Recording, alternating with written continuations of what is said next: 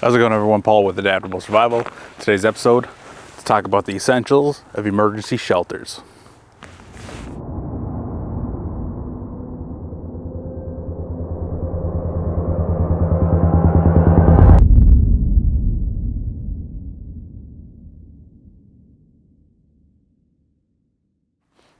So welcome back to the channel, everyone. So in today's episode, like I said in the beginning there, we are going to talk about the essentials of your emergency shelter kit. Now, this will be very, very similar to a video I did, might have been a year, maybe 2 years ago, where I started talking about this idea, talking about the different styles of tarps you can use, tent stakes, stuff like that. Over the last couple of years, I've really started to hone in on what I feel is essential for certain kits, certain skill sets, things of that nature. Moving forward, we will dive into a lot more different topics, but today let's talk about the essentials of your emergency shelter. So this is just a tarp. I actually got this off Temu. I will do a video talking about the shelter by itself, but scored this for, I don't know, 30-40 bucks. But it was really, really interesting. When I first seen it, come to find out, actually, it was made for Titan Survival. They don't have this particular color on their site. They have a black one. But I seen this because it was a camo, picked it up. Don't love the camo pattern, but it'll work. So let's dive in to this little goodie bag. As you can see, it's nice and large. Store everything you need in here. I actually have enough in here for multiple different kits. So I have tent stakes, cordage, guidelines, and another set of tent stakes. So before we dive into everything, let's talk about the different cordage options I have in here. All right, so let's talk about our little cordage kit here, our guidelines, things like that. Just have it in a Kafaru ultralight pullout. I've had these for, I don't know, probably 6, 7, maybe even 8 years. I don't use all of them. I usually use one or the other, depending on what I'm setting up. But let's talk about the first thing in this little kit. Shove this in my pocket. But I just have 4 hanks of Atwood tactical cord. Now, if you've seen a video, I don't remember which one it is, I was talking about this cordage, and I said that it has no inner strands.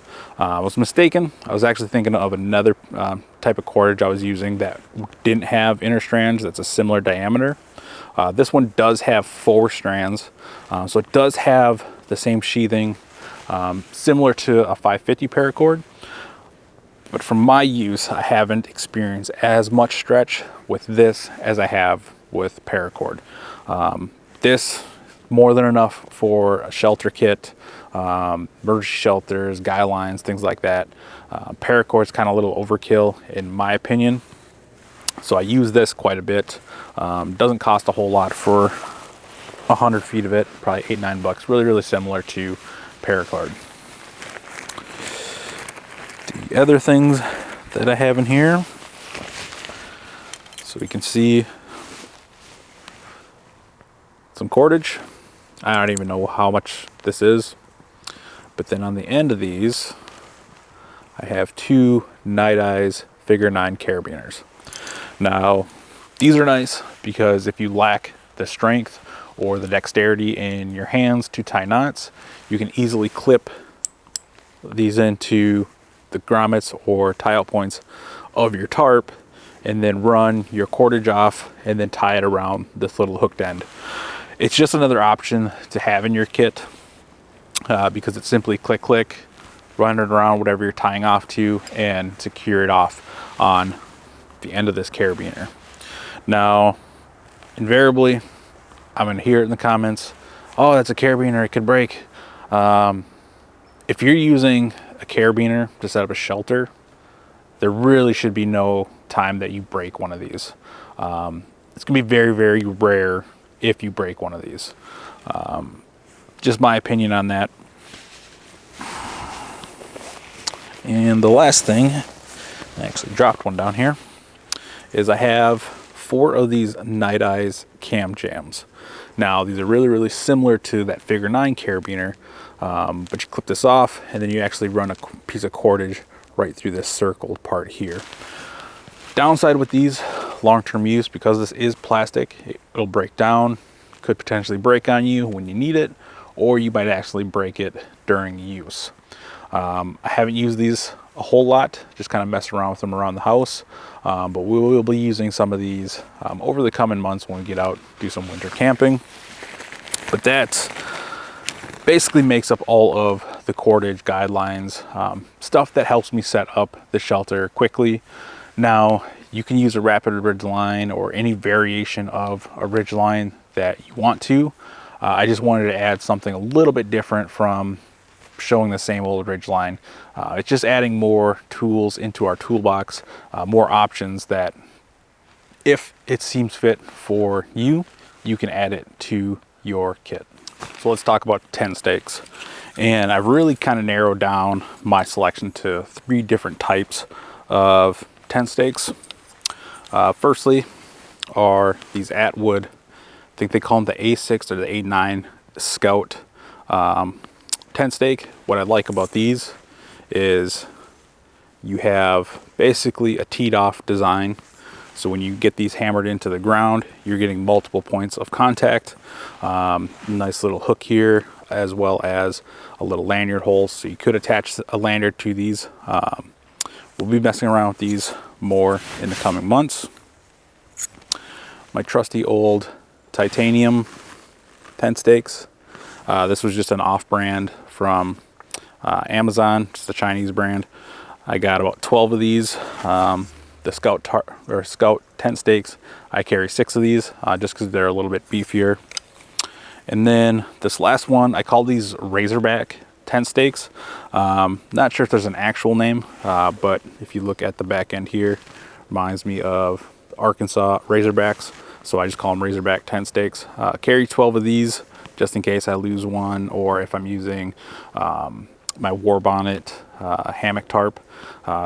I need multiple tent stakes to set that up fully, so carry more than I actually need. But what I like about these is once you get these hammered into the ground, it gives you 3 different options of putting your guide line on here. Typically, I'll run it on this bottom one, and as I hammer that stake into the ground, it's gonna make that cordage go down into the ground. Now, I'm not gonna sit here and go into a big spiel about tent stakes and how you should be putting them in the ground. Obviously, the soil of wherever you're going is going to dictate the type of tent stake you're going to use. Obviously, come wintertime, I'm not going to be using these quite as much. I do have some snow tent stakes that'll work a little bit better. Obviously, with the conditions, you're not going to be hammering plastic stakes or these smaller metal stakes into the ground. Chances are you're probably going to bend them all to hell, or with the plastic, probably snap them off just because of the cold weather. So we'll talk about more of those come winter time when we're out doing some things. But as long as your tent stakes hold in the soil that you're using, that's really what's important. We could dive into physics and the science behind it, but sometimes all we're really worried about is the functionality of our gear, the skill sets that we're using. So get out and try multiple campsites and different types of soil and actually get that hands-on experience, because I've always said this in every single class I've ever taught. Everything sounds good on paper, but once you actually get out in the field and start putting some of these things to test, sometimes it's not really what it was written out to be on that piece of paper. All right, so instead of me walking through the whole setup of setting up a tent, we've gone over that in other videos, and we can show that in some future videos. But I just set up this, I can't remember what Titan Survival has this named as, but I found it on Temu as a bushcraft tarp.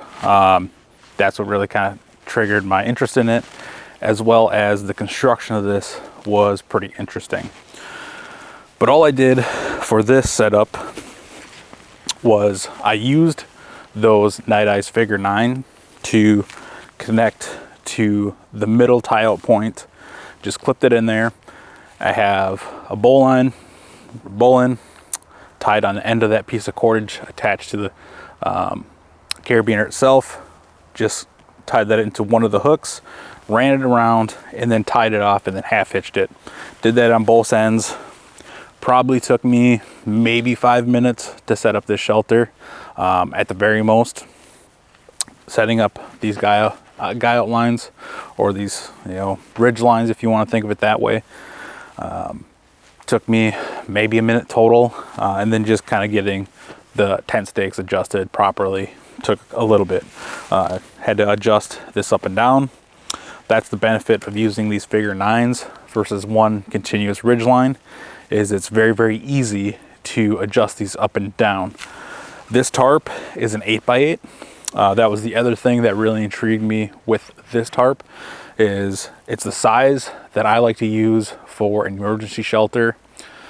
5x8s work perfectly fine, but an 8x8 gives you a lot more versatility in the setups that you can do based on the weather conditions that you're in. Obviously, this wouldn't be somewhere where I'd set up for the night because we do have a depression here, so we're on pretty uneven ground, so I wouldn't really want to stay in this spot. Plus, when it's really starting to thaw, springtime, a lot of water comes through this area. It tends to flood over just because there's a big creek off to the west here, and then there's another smaller creek to the east right behind me. But for demonstration purposes, this was easy to show you. Let me bring the camera in here and we'll talk about the lengths on the way we attached the tarp. All right, so you can see how I have that Night Eyes figure 9 attached to that tarp's tie out. I just hooked it into the hook end of that carabiner, and then let me zoom in here. Oh.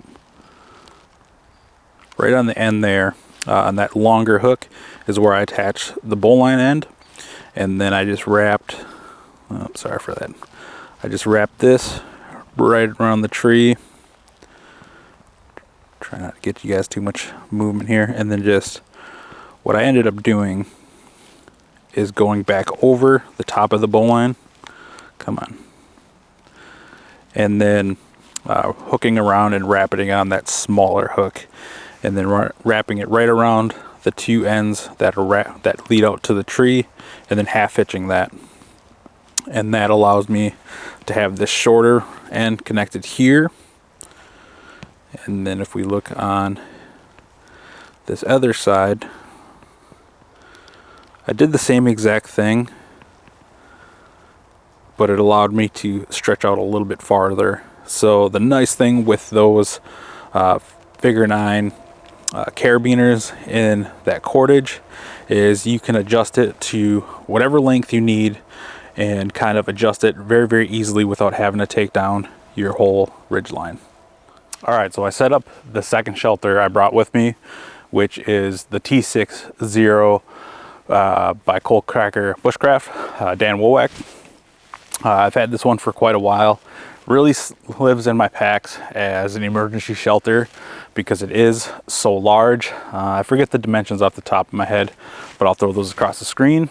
But what's nice with these, or with this tarp, is in the corner here, in one corner here, and in this corner here, you have cordage already sewn into the tarp itself. So all you got to do is run both of those strands around the tree. What I typically do is I'll come around one way and kind of wrap them around and then just knot them off. Now obviously you're going to want to make sure those are nice and secure if the weather is really crappy.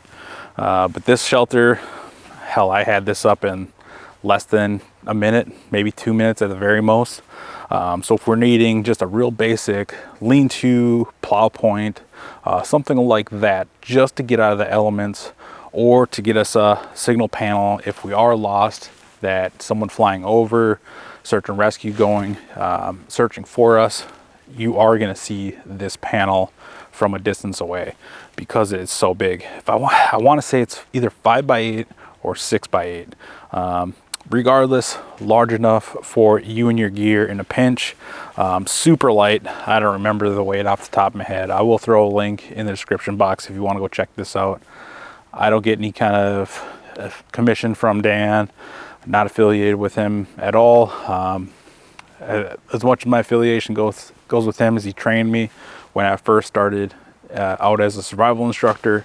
First couple of classes I took, I've talked to Dan through messages online. That's about as much of an affiliation that I have with Dan. But check out his stuff. He comes out really, really cool.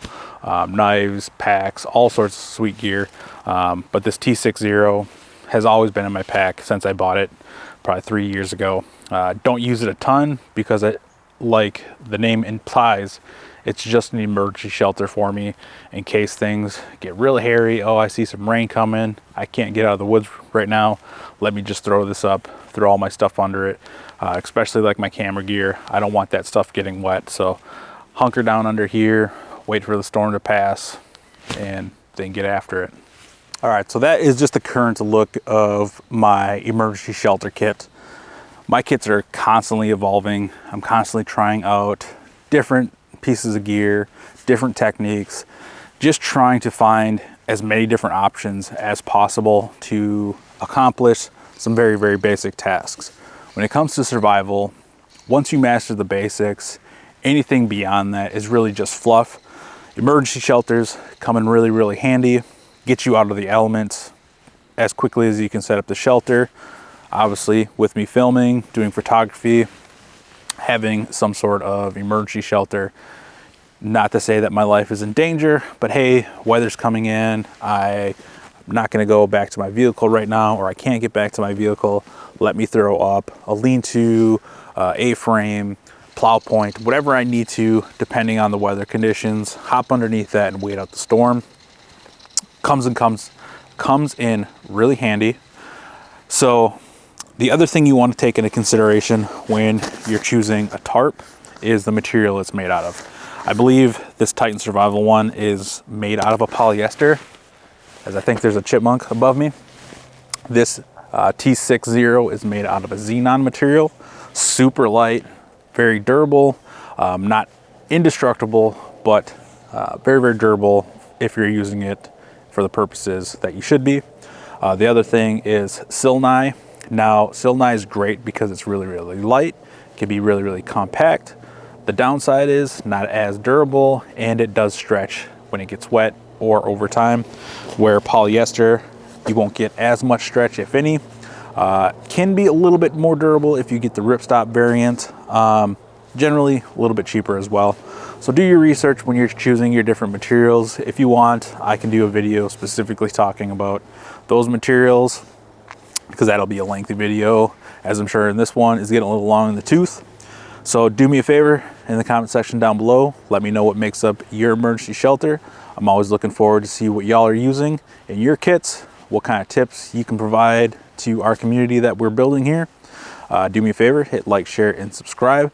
I appreciate all of the support, all the comments. I always look forward to seeing what y'all are doing. And until next time, adapt your mind, your body, and your gear.